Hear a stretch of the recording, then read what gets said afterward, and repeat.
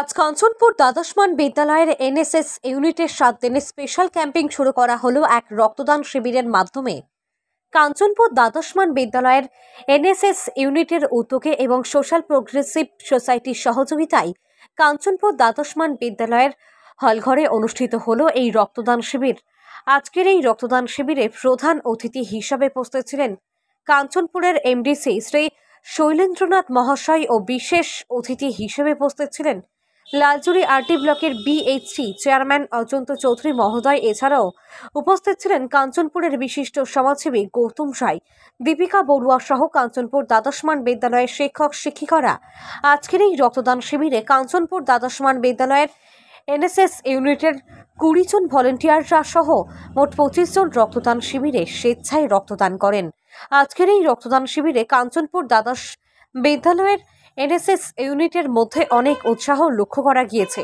রক্তদান শিবির শেষে কাঞ্চনপুর দ্বাদশ বিদ্যালয়ের এনএসএস প্রোগ্রাম অফিসার সংবাদ মাধ্যমের ক্যামেরার সামনে কি বলছেন। নমস্কার, আমি কাঞ্চনপুর উচ্চতর মাধ্যমিক বিদ্যালয়ের এনএসএস প্রোগ্রাম অফিসার। বিগত 5 বছর থেকে এই স্কুলের আমি প্রোগ্রাম অফিসারের দায়িত্ব সামাল দিয়ে যাচ্ছি। সেই সুবাদে এবারও আমরা একটা এনএসএস স্পেশাল ক্যাম্পের আয়োজন করেছি। তো সেটার পাশাপাশি আমরা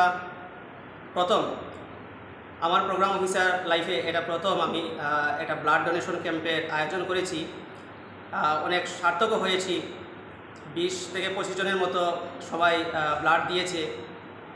পাস আউট যারা আমাদের ভলান্টিয়ার্স ছিল তারাও আমাদের ডাকে সাড়া দিয়ে আমাদের মধ্যে এসে উপস্থিত হয়েছে। পাশাপাশি লোকাল থেকেও অনেকজন আমাদের ডাকে, আমাদের লোকালের সুভাষ নাথ ব্যাংকের কর্মচারী হিসাবে আছেন নীতিশ দাস, ওনারাও আমাদের ডাকে সাড়া দিয়ে এসেছেন। পাশাপাশি আমাদের স্কুলের অনেক টিচার স্যার ম্যাডাম তারাও এসে রক্তদান করেছেন।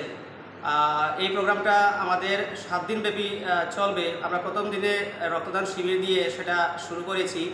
আরও যে 6 দিন থাকবে, সেই 6 দিনের মধ্যে আমরা বিভিন্ন অ্যাওয়ারনেসের মতো কর্মকাণ্ড, যেখানে অনেক